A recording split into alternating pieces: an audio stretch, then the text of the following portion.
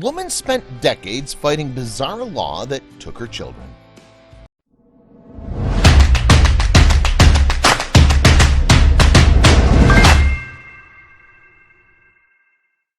What would you do if the law stood between you and your children?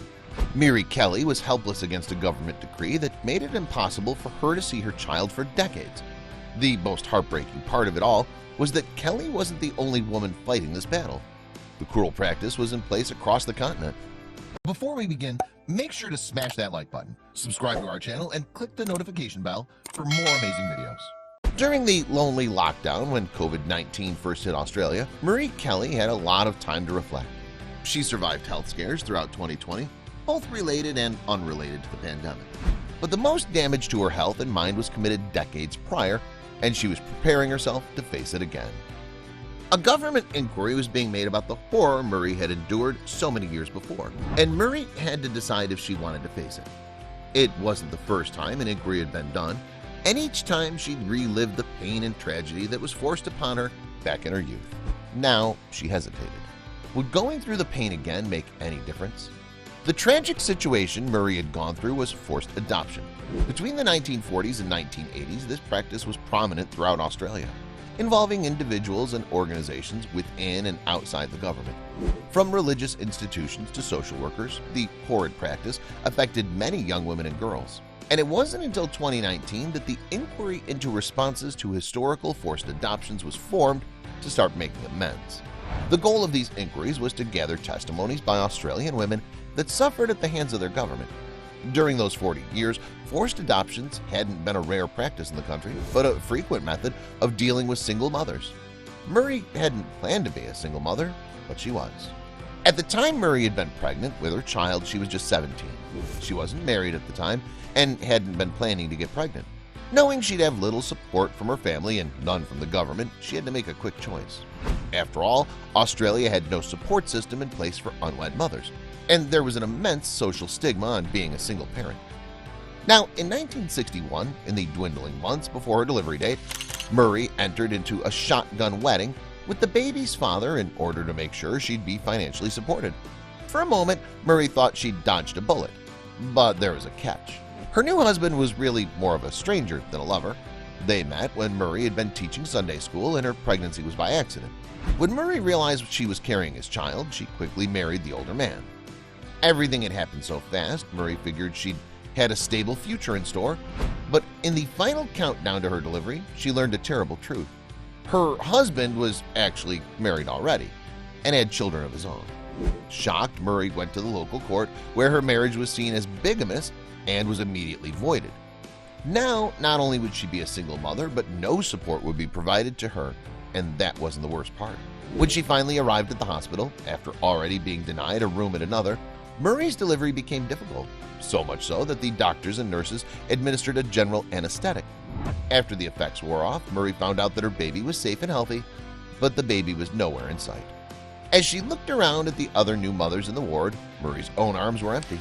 She wasn't even allowed to see her newborn daughter. The government believed that single mothers were unfit to take care of a child and that the child should instantly be removed for a clean break. Merle couldn't even request to be moved to a different ward for privacy. A few days later, she visited a social worker, but they couldn't help her.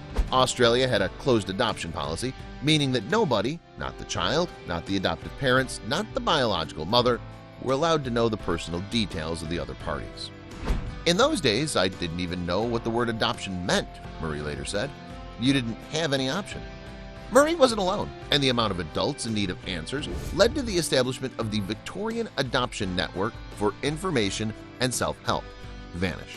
The organization wanted to offer support that many Australians never got when they most needed it. They also wanted the government to recognize the ordeals that were faced. Some experiences were even more harrowing than Merle's. Another woman, Christina Cole, underwent the same experience when she was just 16 years old. In 1969, 8 years after Merle's hospital trauma, Christine gave birth at a hospital that was no safe haven. Drugged with sedatives, Christine was in a warped state of mind, but she understood something was wrong. When Christine came to, her daughter was nowhere to be found, as the hospital staff had actively engaged in the separation and forced adoption. Christine's and Merle's daughters were two of an estimated 150,000 babies forcibly adopted between the 1950s and the 1980s. Christine later spoke out about the state's reasoning for taking her daughter. "We were considered to have gotten pregnant because we were morally and mentally inferior, therefore not mentally stable to bring up a child," she said. Decades later, she was still seeking restitution, saying, "Financial compensation should be given as per the legal requirements of a government that has intentionally harmed its citizens." It was only in 2012 that a small step toward healing occurred. The Victorian government took a stance to finally recognize the pain and heartbreak that it had caused. A formal apology was made public, and the following year, Prime Minister Julia Gillard issued another apology. But the nation still had a long way to go to heal. By 2019, when the government began its inquiries into cases like Murray's, it also installed a memorial honoring the victims of the tragedy. On the anniversary of the National Apology for Forced Adoptions, a sculpture was unveiled in Victoria Park featuring an elegant bust of a mother and child, and Merle Kelly, too, began her own healing. The daughter she'd never even met had grown up. Her adoptive parents had named her Jennifer, and she could reunite with Murray at last, marking an end to decades of unanswered questions for both women. But over the 60 years that passed, Murray accumulated emotional scars that would never quite heal. She knew she needed to give a statement to the government inquiry. Murray hoped her words would bring better changes to adoption laws.